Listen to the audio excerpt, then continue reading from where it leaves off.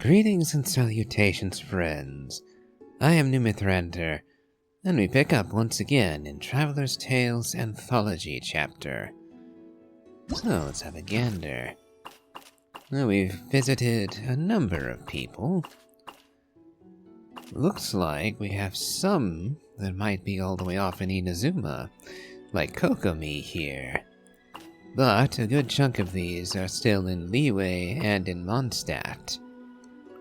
And frankly, after everything in Natlan, and everything centering in Natlan for so long, it is nice that we actually get to see our old haunts again.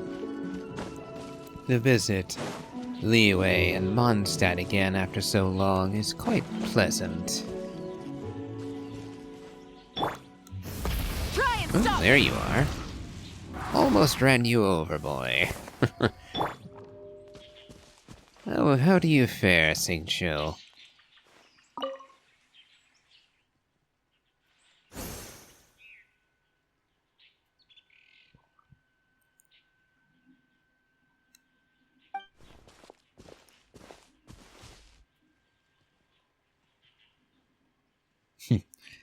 And what are you up to, Xingqiu?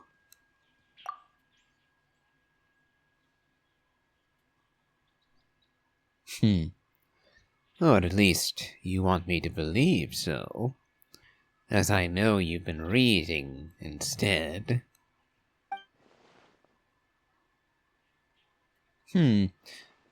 Practicing your penmanship with a sword? To be fair, your pen is quite the dangerous thing.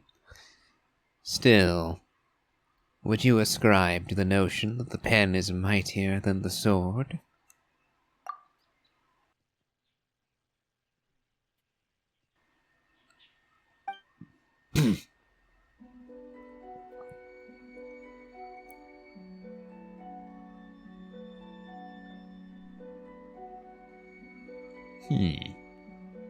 Different scripts, you say?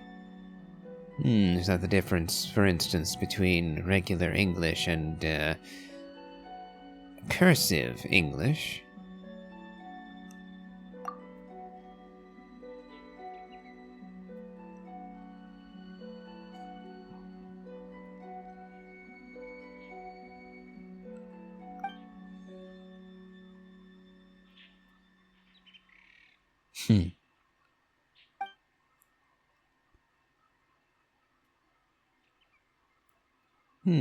Was the phrase you were reading before some kind of secret mantra?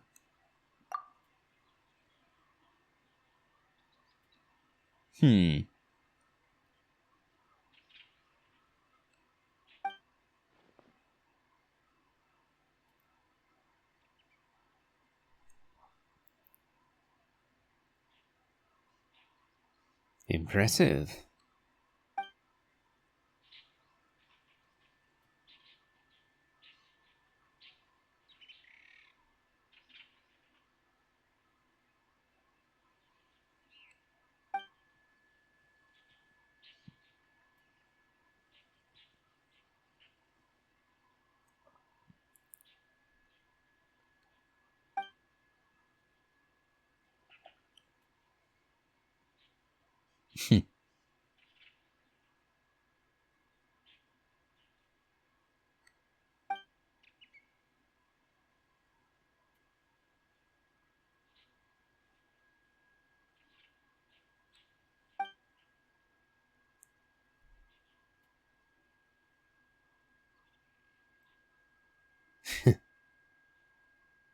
My. Is there any real threat of you being disowned? That would seem a most serious matter. Yet it seems as if you're speaking in jest at the moment.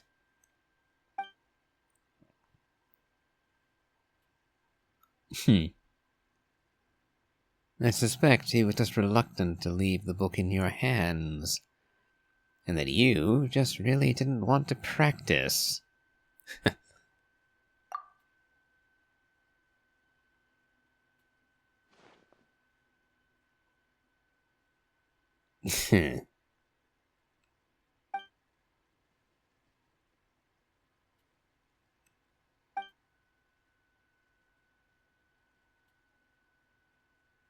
And for once, the in-game clock actually matched with the scene. What with it actually getting dark while we were talking. Neat how it worked out that way. Ah, and there's Yao Yao. I wonder if Chi-Chi will be with her.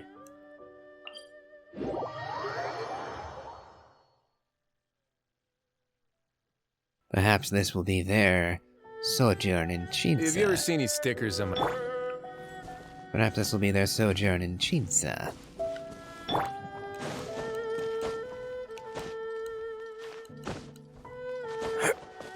I think I'll make it daylight again. After all, we don't want to be keeping Yao Yao up past her bedtime. And even if Chi-Chi doesn't sleep, Yao Yao certainly does. And in a way, they are both still young girls. So, best not to keep them out past their curfew. Ah, and it is the two of them together. Hello there.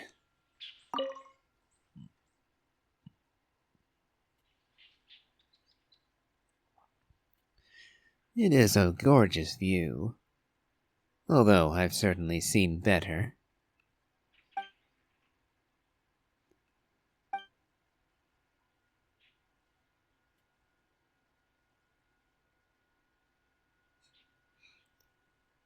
Wonderfully thoughtful of you, Yao Yao.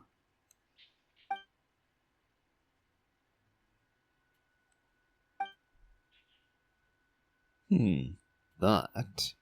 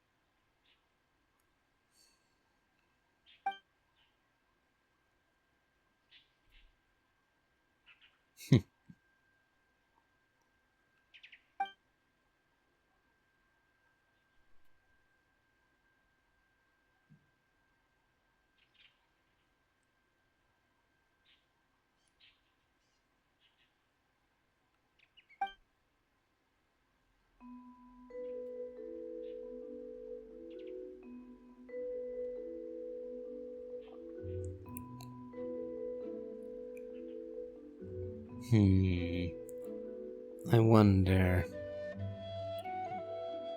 I'm only vaguely aware of Yao Yao's nature.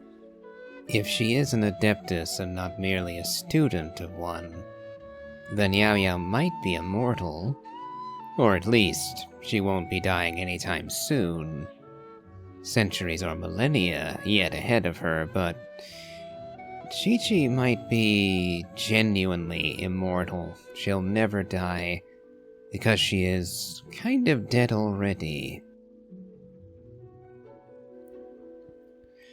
So generous as Yaoyao's offer is, I wonder how long they would actually be able to stay together, and how long Yaoyao could continue to remind Chi-Chi. Rather grim to think on.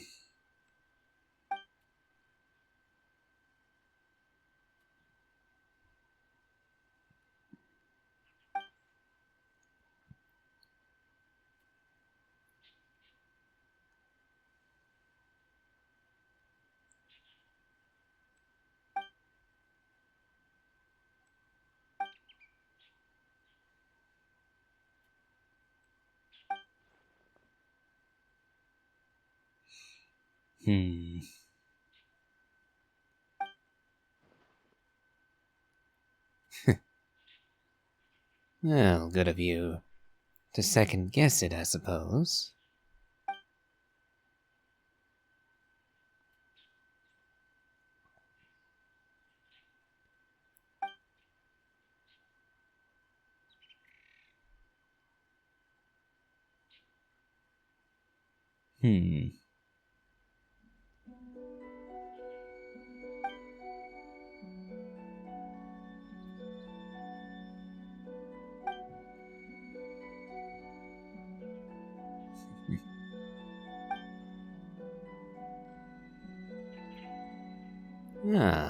The treats that Chi-Chi was making with Guoba.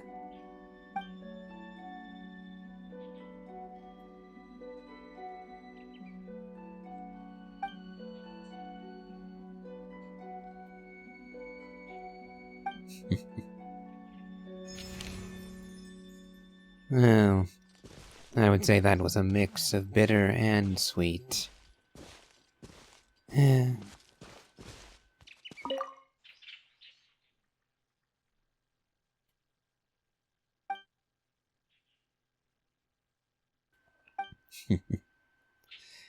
It would be kind of interesting to see what all the child characters would look like if they actually grew up. And that also includes the teenagers like Bennett and Fischl. I'd be very interested to see what sort of man Bennett would grow into, for example. Considering how hardy he already is, I think that by the time he hit adulthood, he'd be giving D-Luke a run for his money. And that would be quite something to see. Looks like the next line is Kutching, who apparently stopped off at Boo Boo Pharmacy. I wonder, is Kutching ill as well, or could it be that she was aware of Ningguang's illness and chose to consult Baizhu on her behalf as well? Would be interesting, I suppose. But only one way to find out. Wonder if we'll see Baizhu again. Or Chi-Chi.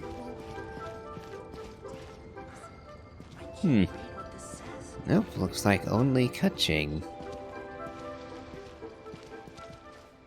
Greetings.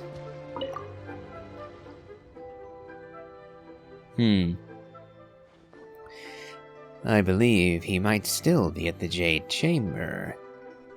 Kind of nice how these are interconnecting, actually. Chi-Chi and Yaoyao's stories came together with them visiting Chinza. And now, Kutching is looking for Baizhu, who is currently visiting with Ningguang. Nice attention to detail, that.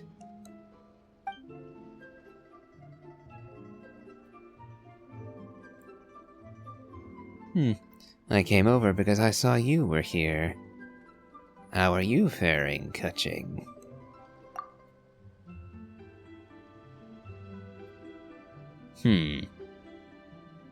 That is unfortunate.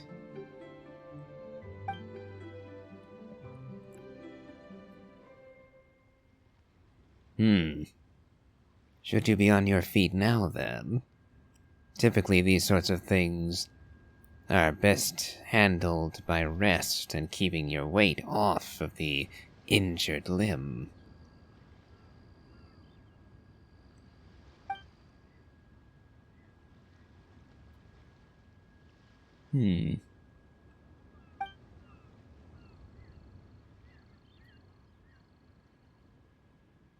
I wonder whether he performed his secret art on her, gifting to her some of his own life to expedite her healing.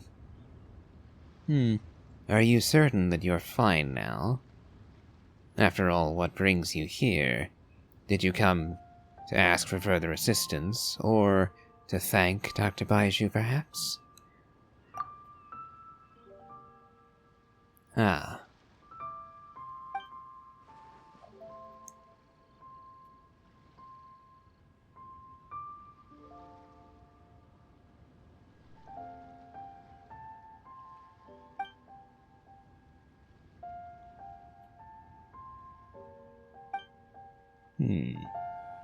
Very well, then. I now find myself somewhat concerned with Kuching's welfare. Goes to show how attached I am to the characters of this game, huh? Same thing happened with Ningguang. Trying to advise her. Trying to keep her from getting any worse. Oh, looks like Sing Cho is back again. Let's see if anyone else is.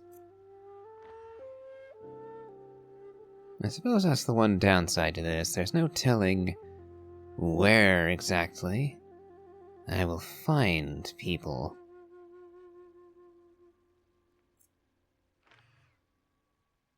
Anybody off in Sumeru? Not that I can see. I wouldn't expect to find people off in the desert, but... always a possibility. Let's see, how about in Fontaine?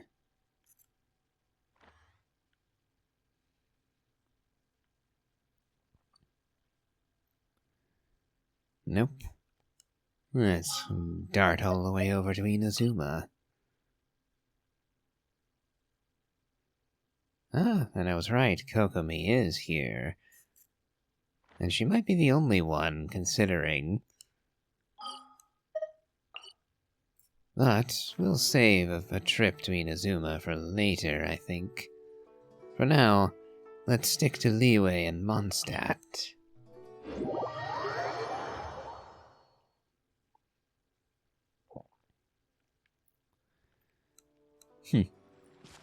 Looks like this bamboo thicket is rather appealing to young Sing Cho. Rev the engines! How do you fare, young master? More swordsmanship practice, Sing Cho.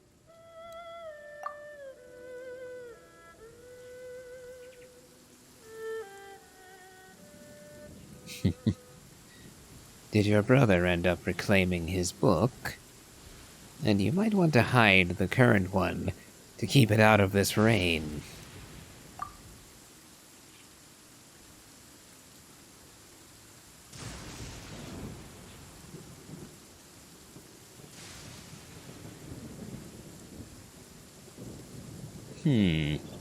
So why did he suddenly come to you like this?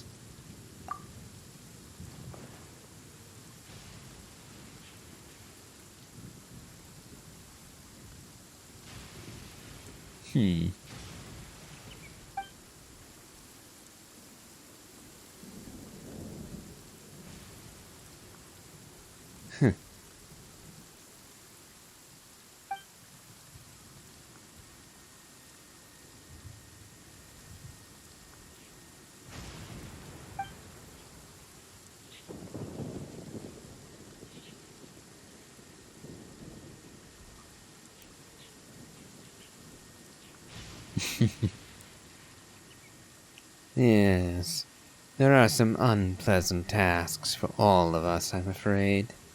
Whether high or low. I certainly understand the feeling.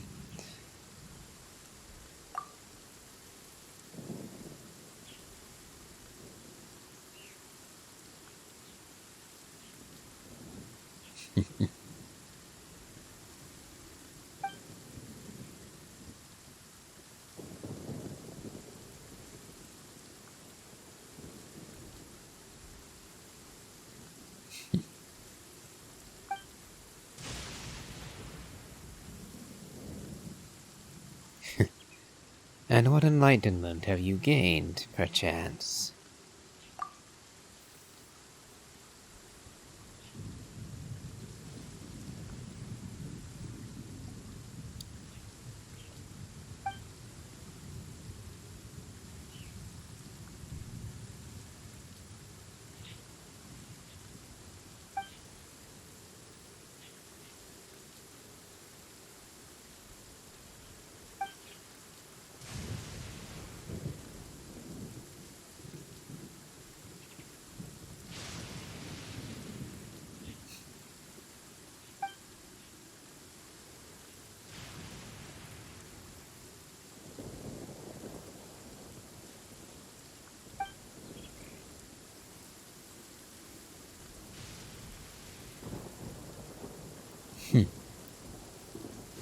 Quite the backhanded compliment.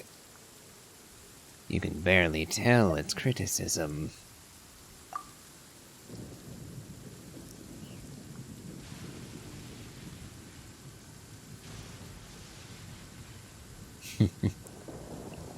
Yes, and it's even more true nowadays. That's why I tend to stay off of Twitter, or X, as I guess it's called now, and all other such social platforms.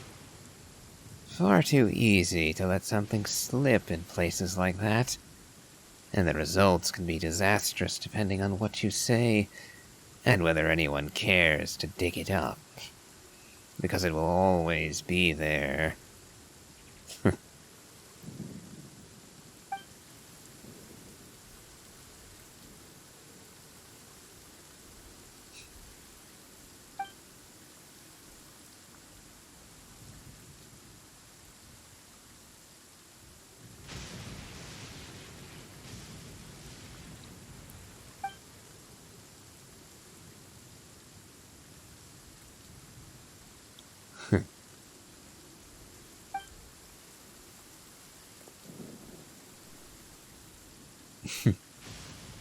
Hold on just a second.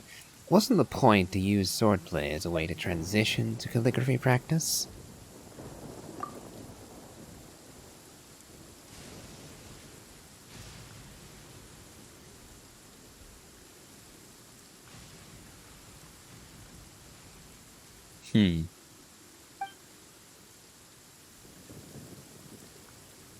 Well, it certainly has gotten dark, though whether that's due to the rain or the night encroaching, I can't be entirely certain.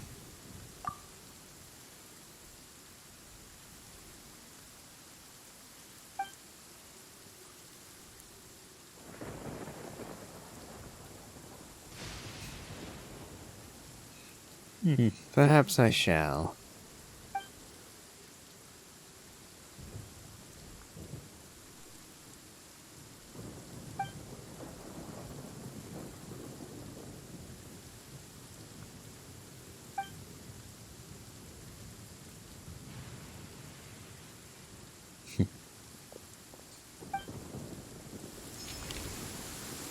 Interesting.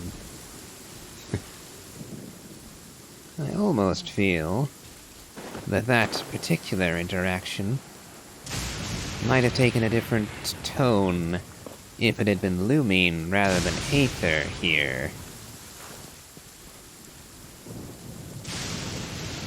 With Aether, it comes across as Xingqiu being just a little too friendly, having too strong an interest in his calligraphy book, and wanting to share it with a friend.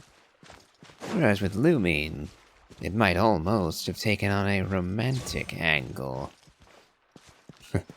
With him wanting to use the book to get closer to Lumine, to share an interest with her. Technically the same interaction, merely different connotations, depending on the gender of the traveler.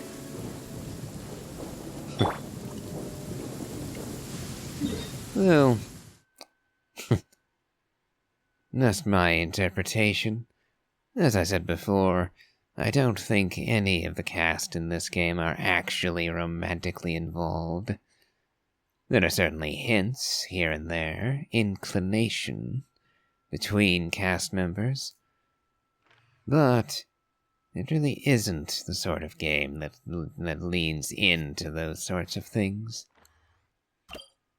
Oh, and we finally found Zhongli.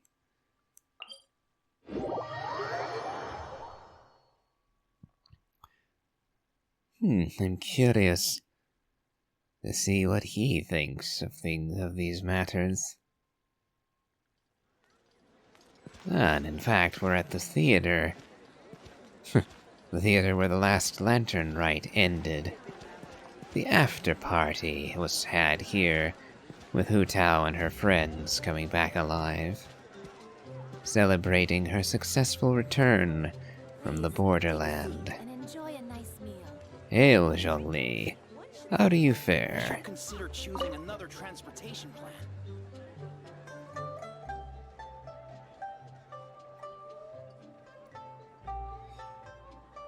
Greetings, Zhongli.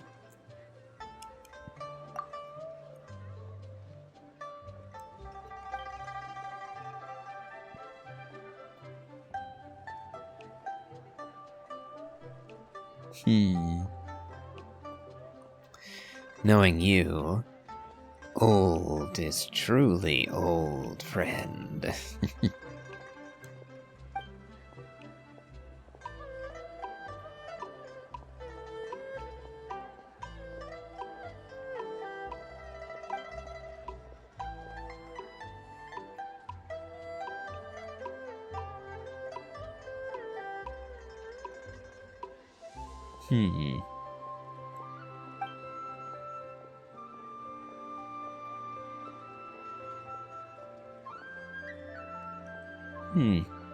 Might you introduce me to some of your friends around here, perhaps?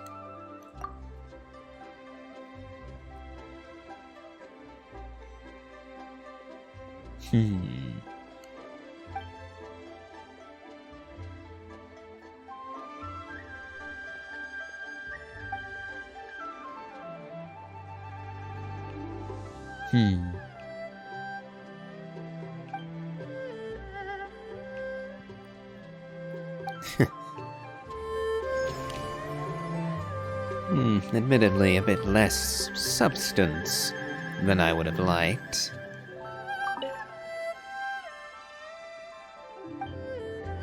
And I shall be on my way also. And there's a treasure chest up there. Don't think I didn't notice you. I'd take it if I were you. I'm sure it'll come in handy. Quite so. Now then, let's see if we can find anyone else in the immediate area. I think we'll do one more anecdote if we can find one quickly. And then we'll call today's episode to a close. After all, I'm not certain how many more of these there will be. Might be enough for one more episode, or 2 or 3. It might even turn out to be a full week devoted just to these anthologies.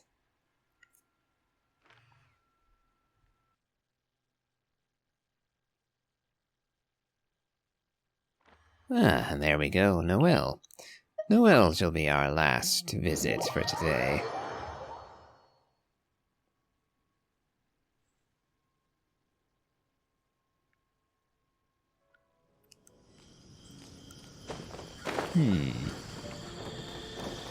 Oh, and Jean's here. Now come, Jean. You must see how skilled Noelle is. And she's a vision bearer, for crying out loud. You have to let her become a knight eventually.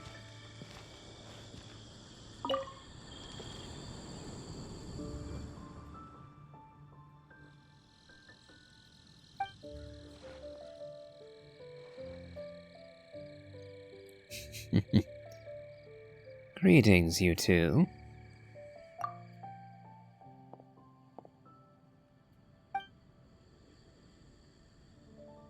Oh, don't worry, I'm doing fine. I just came here to watch Noelle train. Wanted to see how things were progressing.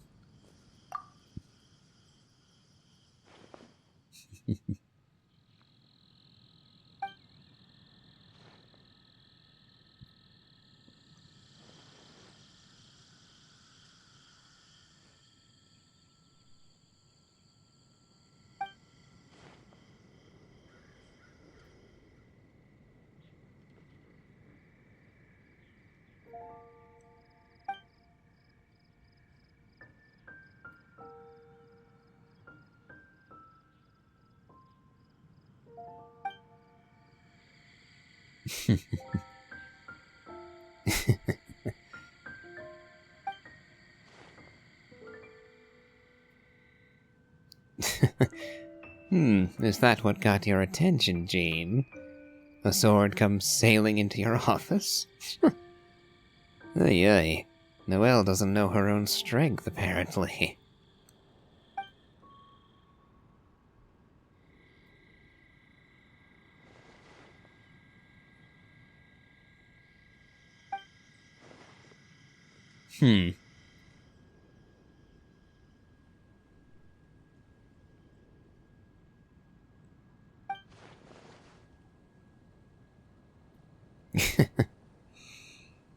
That's mighty generous of you to define it as such.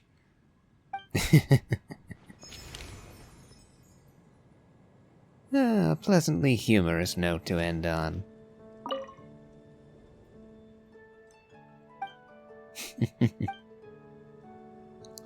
It's nice to see Jean taking Noelle under her wing. Maybe she'll be a knight after all. And I know some people point out the hypocrisy of Klee being a knight, while Noelle isn't. And well, to that I would say, Klee being given the moniker of the Spark Knight had more to do with keeping her in line, and Alice happy, than actually giving Klee something she had earned, I would say. But, be that as it may, I'll end today's episode here. I believe in the next one we'll be paying Fischl a visit.